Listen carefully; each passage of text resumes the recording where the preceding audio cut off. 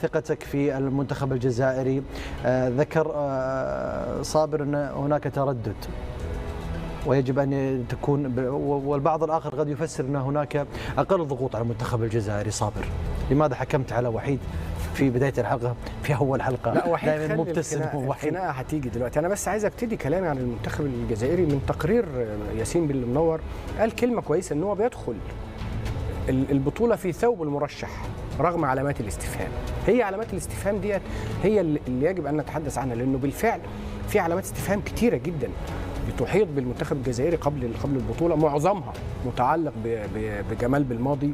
أنا مش بتكلم عن رأيي الشخصي في جمال بالماضي كمدرب، لا يختلف اثنان على جمال بالماضي كمدرب، واحنا اتعاملنا معاه هنا حتى في قطر، سواء مع الدحيل ووحيد اتعامل معاه كمان هنا، سواء مع الدحيل أو مع منتخب قطر، كانت إنجازاته بتتحدث عن نفسها. إنما أنا بتكلم عن جمال بالماضي في خلال العامين ثلاثة الأخيرتين. الحقيقة جمال بالماضي بيتعامل بعنف شديد جدا مع كل أطراف المنظومة. أنا كنت أتمنى من خلال تجربتي معاه ومعرفتي بيه، كنت أتمنى يكون أكثر هدوءا وأكثر تعاملا بشكل عقلاني شوية مع كل الأمور، لأنه خرج نفسه عن التركيز في سنعود إلى جمال الماضي. يشعر الجزائريون دائما بالإقصاء من الاتحاد الأفريقي في مسألة الجوائز الفردية والجماعية وكذلك حق التنظيم. رأيك واحد؟ بالفعل قياسا بالملاعب الموجودة في الجزائر لديها حق تنظيم النسخة المقبلة أو اللي بعدها. الجزائر تمتلك أفضل الملاعب في أفريقيا حاليا، وحتى تنظيم الشان كان رائعا، يعني الجميع أشاد به، حتى إنفانتينو تحدث عن ذلك. أما بالنسبة للجوائز الكل يعلم أرقام محرز أرقامه هي التي تحدثت. أعتقد نحن لم ندافع على محرز أكثر من يعني الخبراء النقاد الرياضيين تحدثوا أيضا على أن محرز تعرض لظلم كبير. لاعب حقق ثلاثية تاريخية، هل يعقل لا يوجد في أفضل ثلاثة في أفريقيا؟ هذه غريب جدا. من حق الجزائريين أن يساندوا قائدهم في هذه البطولة. أعتقد أنه محرز في هذه البطولة سيرد الاعتبار ليس فقط لنفسه ولكل الجزائريين خلال هذه البطولة في الاتحاد. ظلم رياض محرز جدا طبعا، لا خلاف، لا خلاف على ذلك. الكل متفق على انه رياض محرز كان يستحق على الاقل زي ما قال وحيد انه يكون من الثلاثه الاوائل في افريقيا. شو شاري، شوف الجوائز الفرديه دائما يكون عليها حديث. طيب ممكن تكون هذه الحاله محفزه وتعطي دافع اكبر من المنتخب الجزائري وجمال الماضي للرد على هذه في البطوله؟ صدقني لا أعتقد أنه بالماضي أو حتى محرز يفكر في تلك الجائزة. تم قام محرز بطيها نهائيا، لأنه يعرف جيدا أنه ما حدث ليس فقط خسر أمام منافسين قويين. صحيح أنه كل الثلاثة موجودين يستحقوا التتويج بها، لكن ليست لدرجة أنه محرز لا يكون موجودا معه. أنت كلاعب لما تعرف ما تقدمه في الملعب، حتى لم تحقق أي جائزة فردية تعتبر أنه حققت جائزة جماعية لو حققت لقب جماعي. لهذا نعتقد أنه محرز لا يفكر في ذلك، لا يفكر في هذه الجائزة اللي تعرض طيب فيها. المعطيات للمنتخب الجزائري، البيئة السليمة الصحيحة مرضية ما قبل انطلاق كأس أفريقيا؟ قياسا بالنسخة الماضية أعتقد البيئة هذه المرة جيدة جدا. مما وفروا الاتحاد للفريق معسكر كان قريب من كوت ديفوار، وكذلك المكان إقامة المنتخب يعني بين المنتخب بين المقر بين الفندق وكذلك الملعب شارع فقط. يعني لا يوجد منتخب لديه هذه التسهيلات.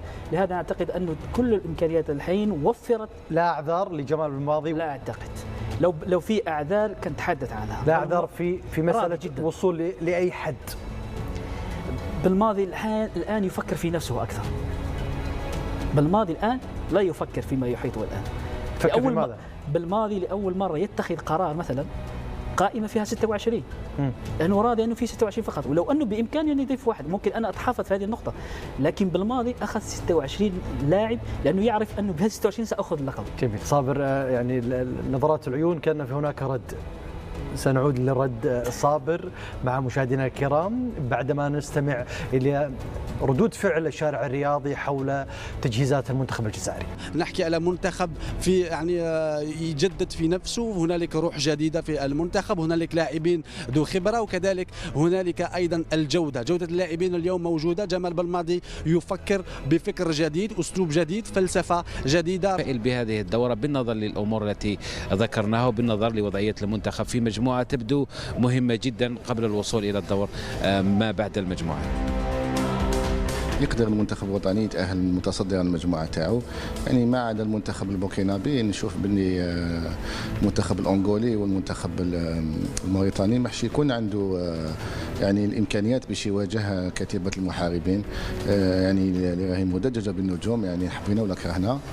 يعني نشوف بلي المنتخب الوطني سيتأهل وفقة بوركينا فاسو عن المجموعة الرابعة. هي مجموعة في المتناول، لكن إفريقيا دائما عودتنا على صعوبة المناخ، على صعوبة الأجواء في إفريقيا، ولا يجب استصغار أي منتخب. حتى في النسخة الماضية في الكاميرون كانت المجموعة تبدو في المتناول، لكن حدث ما لم يكن متوقعا. حتى في حالة وجود منتخبات في المتناول، المنتخب الوطني عجز عن احتلال أفضل مركز ثالث وخرج من الدور الأول. إذا التوقع شيء وحقيقة الميدان هي شيء آخر.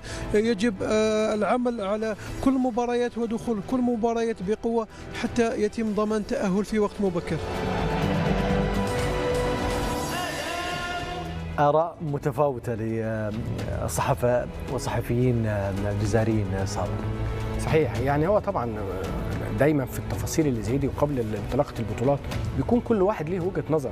في النهايه يبقى المنتخب لو اغلق ابوابه على نفسه وركز هتكون المعطيات مختلفه تماما. انما احنا من وجهه نظرنا لما احنا بنشوف الصوره من بعيد بنشوف انه في بعض السلبيات. نتمنى يكون ان احنا شايفين الصوره غلط وما تكونش دي الحقيقه، ويكون الموقف عند الجهاز الفني وعند اللعيبه يكون مختلف. لاول مره صابر في يعني في المسار هذا قد يكون يعني وجهه نظرك فيها نوع ما مجامله. لا ده تمهيد بس لا احنا بنبي موضوعيه. لا تمهيد بس. انا اقول لك بقى، انا ملاحظاتي السلبيه كالتالي. خلينا الاول نتكلم عن المعسكر. طبعا الدعم الكامل للمنتخب الجزائري ولا كل منتخباتنا العربيه. لا خلاف على ذلك، احنا بنقول وجهه نظرنا وانطباعاتنا عن الاحداث اللي بتحصل من نتيجه وقائع معينه ما بنخترعهاش احنا، وقائع بتكون حدث. طيب انا هو السؤال مقنع ولا ليس مقنع؟ رايي في المعسكر اللي خاضه المنتخب في لومي له وعليه. يعني طبعا احسن الاختيار، المكان مناسب جدا، نفس درجه الحراره ونفس درجه الرطوبه اللي موجوده في بواكي اللي هي المدينه الايفواريه اللي هيلعب فيها المنتخب الجزائري. ده اختيار جيد جدا. انما اختيار المباريات انا في رايي الشخصي سيء جدا. يعني ايه تلعب مع توجو المصنف 118 على العالم وكمان ما بتلعبش المنتخب الاول، ده انت بتلعب الرديف توجو مباراه وديه. يعني ايه تلعب بروندي المصنف 138 على العالم وبتلعب بالصف الثاني تلعبوا مباراه وديه؟ انا كاعلامي شايف انه التجارب وديه ضعيفه جدا. ويمكن البعض فسرها، وانا اميل لوجهه النظر دي. انا لا اتبنى وجهه النظر، ولكن وجهه النظر لها منطقيه كبيره جدا يا مشاري. جمال بالماضي معروف ان هو مدرب بيتفائل وبيتشائم. سياسته تخيل سياسه خلاص. بس حتى وحيد يعني اي شخص يعني ممكن. هقول لك معلومه صغيره. قابل توجو قبل سلسله المباريات اللا هزيمه اللي هي 35 كانت مبارياته مع توجو هي اول مباراه في سلسله اللا هزيمه، عشان كده اختار يلاعب توجو. قابل بوروندي قبل 2019 قبل ما يطلع على افريقيا اللي في مصر، كانت اخر مباراه بوروندي وكان بيلعبها هنا في الدوحه. في بدايه الحلقه في اول حلقه لا وحيد دائما مبتسم. الخناقه هتيجي دلوقتي. انا بس عايز ابتدي كلامي عن المنتخب الجزائري من تقرير ياسين بن المنور. قال كلمه كويسه ان هو بيدخل البطوله في ثوب المرشح.